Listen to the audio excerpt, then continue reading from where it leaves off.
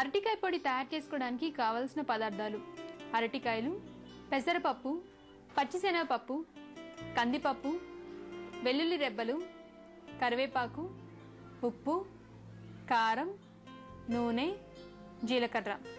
అరటికాయ పొడి తయారు చేసే విధానం: ముందుగా 2 అరటికాయలను చెక్కు తీసి సన్నగా ముక్కలుగా కట్ చేసుకొని నూనెలో డీప్ ఫ్రై చేసుకోవాలి.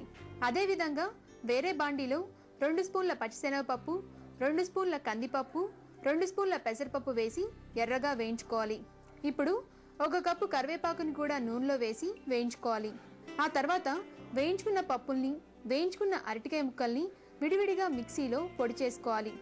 ఇప్పుడు ఒక బౌల్ తీసుకొని మిక్సీ చేసుకున్న పప్పుల పొడి, అరటికాయ పొడి వేసి నూనెలో వేయించుకున్న 1 స్పూన్ జీలకర్ర, 10 వెల్లుల్లి రెబ్బలు వేసి అవి చల్లారాక కొద్దిగా చేత్తో నలుపుకొని అన్నిటినీ ఒక బౌల్లోకి వేసి అందులో తగినంత కారం, సరిపడినంత ఉప్పు వేసి అన్నీ కలిసేలా బాగా కలుపుకోవాలి. ఈ పొడి మనకి దాదాపుగా 1 నెల రోజుల పాటు నిలువ ఉంటుంది.